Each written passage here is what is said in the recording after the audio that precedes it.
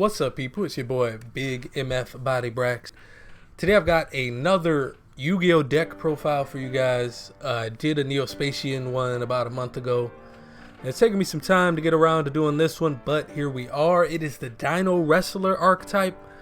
Now, I've never ever watched the anime where this archetype was included, so I don't know how to say any of these names, so I am going to butcher them for you. I hope you're prepared for that. We have 3 Dinowrestler Terra. I go 3 just because easy link material. He buffs anything he links out by 1,000, so I like to have 3 of him.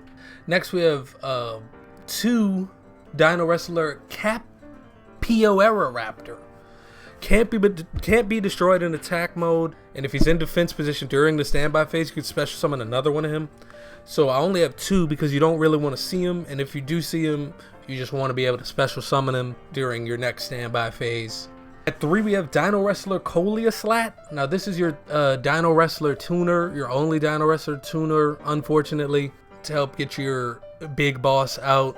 If you control no monsters, you can special summon him from your hand. Can't be used for link material except for Dinowrestler monsters, and you can only special summon him once per duel like that.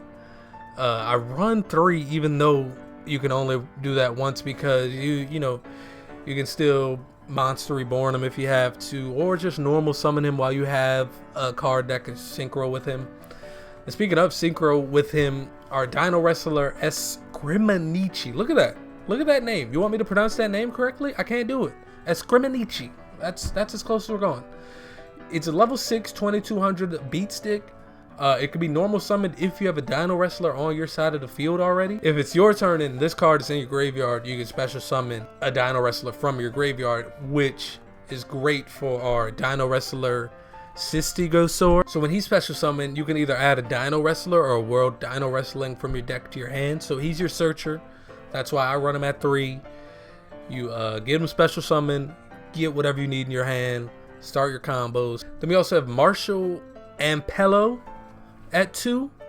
I kind of ran him at 1 for a little bit, but out of all these cards that I have at 1, he seemed to be the most helpful. But during damage calculation, if a Dinowrestler on your field fights your opponent's monster with an equal or higher attack, you can send him, you can pitch him from your hand, and your card won't be destroyed, and the battle damage you take is halved. So that comes good in a pinch. That goes good with Raptor because he can't be destroyed already, but you might be taking some big damage from somebody and you might want to half it. And also, while he's in the graveyard, if your opponent declares an attack, you can banish him and then add a Dinowrestler from your deck to hand. That's another searching. So that's why he kind of is at 2 for me, because I'm never mad at being able to go out and grab anybody from my deck. It's very deck thinning. That's what the cool kids call it. Next we have Marshall Anga. I only run him at 1 just because, I mean, he's not really my favorite card. Dinowrestler. I wish there was more Dinowrestlers to choose from. There aren't really. And when I make a deck, I try to stay on archetype. There are definitely some other dinosaurs that would probably be better in this situation than Marshall Anga or either of these 3 guys I run at 1. He has the same ability as Marshall Ampello, to where you can pitch him during the battle and can't be destroyed. But instead of halving the damage, he ends the battle phase after the damage step. If he was sent to the graveyard to activate that effect, and this is why I don't run him at 3 or 2, your opponent has to control more monsters than you for you to special summon him from the graveyard. A lot of this deck, it revolves around your opponent having more cards than you, which kind of is weird because you're almost playing at a disadvantage on purpose so you can kind of get your moves going. It's very tricky sometimes, but we'll talk more about that later. Next we have Marshall Ankylo. Same thing, pitch him from your hand. Monster can't be destroyed by battle, but his caveat is the attack of the opponent's battling monster is halved at the end of the damage step. So after he does the damage to whatever card you have out, you pitch this, and now whatever card just attacked, that's halved. It's pretty useful. Not useful enough to run at 2, definitely not useful enough to run at 3. Rambrachio. I don't care. If a Dinowrestler monster inflicts battle damage to your opponent, you can special summon this guy from your hand in defense position. While he's on the field, your opponent cannot target other Dinowrestler monsters you control with card effects. Now, I mean, you can listen to that description and take it upon yourself why he's only at 1, but I just run him at 1 because I needed more monsters. Last for our monsters is Soul Eating Oviraptor. Now, I did say I like to stay in the archetype, but this guy's just too good. If this card is normal summon or special summon, you can take one dinosaur monster from your deck and either add it to your hand or send it to the graveyard. And also, if that alone would be good enough, but his second effect is you can target one other level 4 or lower dinosaur type monster on the field, destroy it, then special summon one dinosaur type monster from your graveyard in defense position. I always hate having to put a card in defense position, special summoned. Give me my choice. Sometimes, hey, it does call for being in defense position, and I will do it if it calls for it. But sometimes I want him in attack. Not a big deal. This guy is Armageddonite for dinosaurs. He's reinforcements of the army for dinosaurs. I mean, really helpful. If you have any type of dinosaur deck, this guy has to be in it. Unfortunately, that's the way the game goes. Now on the spell cards. So our first spell card is Foolish Burial Goods.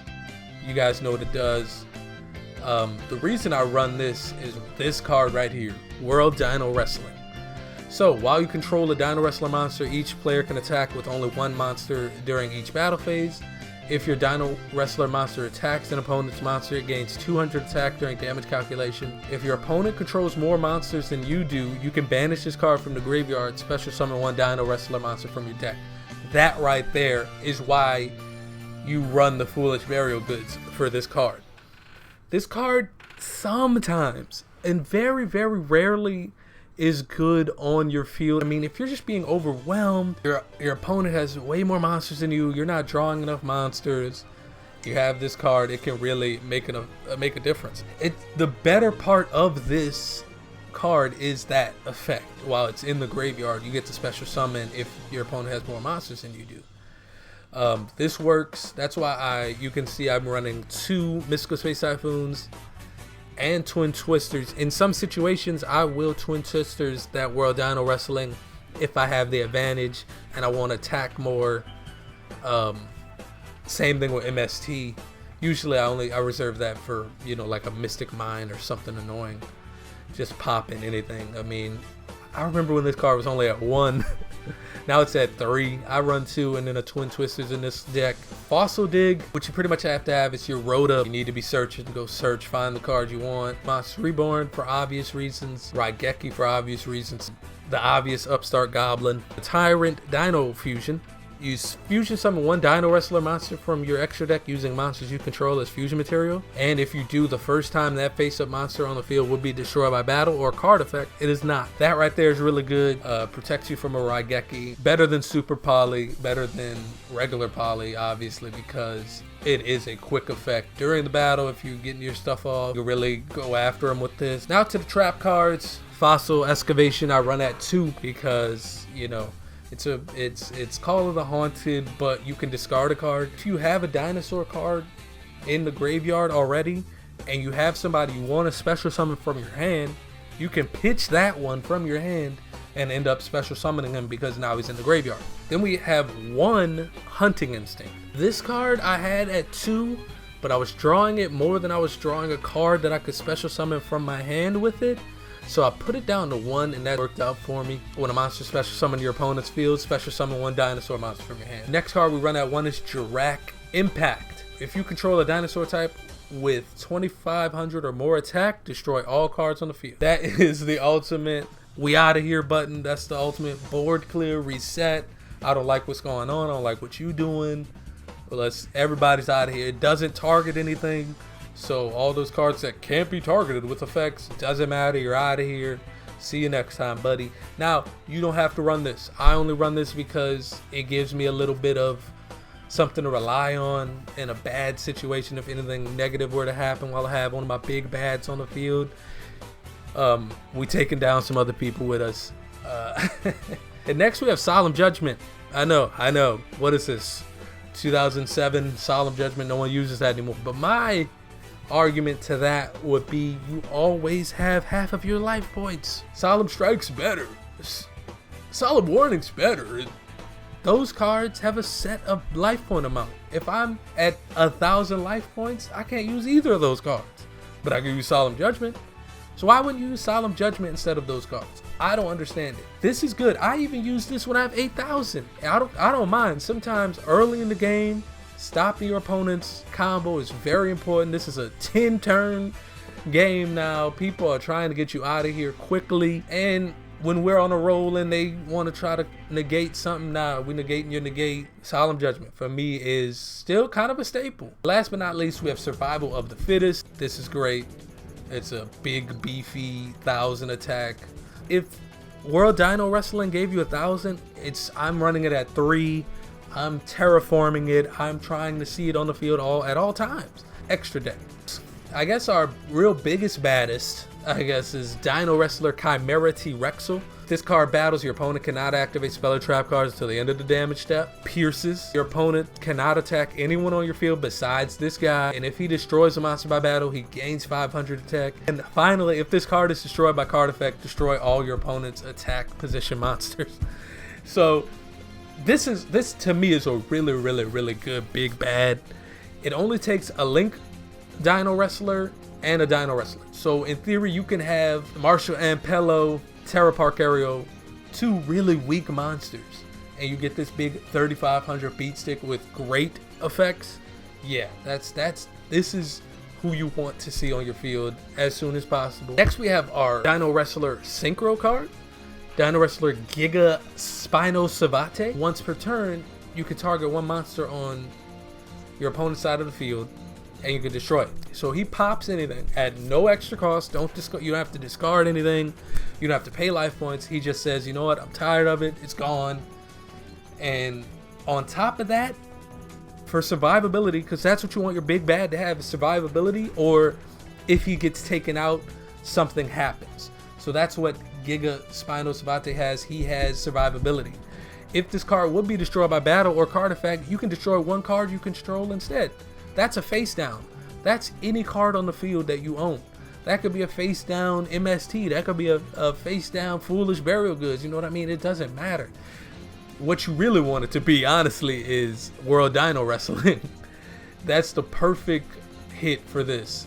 Is take your own card out, let them stay alive to fight another day, and maybe they have more cards than you. Boom, you can special summon, get your combo started. And last but not least, we have Dinowrestler Terra Parkerio. If this card is sent to the graveyard as link material, you can target one Dinowrestler monster in your graveyard, special summon it.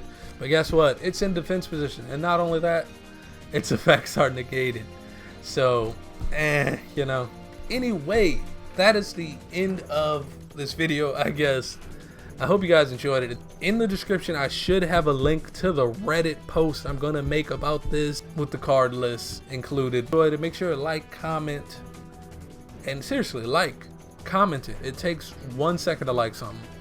As soon as I go on any of my people I support's page or video, immediately just like it. Even if I don't have time to watch it, just like it, and then I'll go watch it later, you know. Comment, leave a comment, anything, doesn't matter. Great video. Wow, you killed it. Damn, this is trash. Anything. I'm cool with it all. I'd love to hear your opinion. Like I said, thanks for watching. I hope you guys enjoyed it, and that's that on that.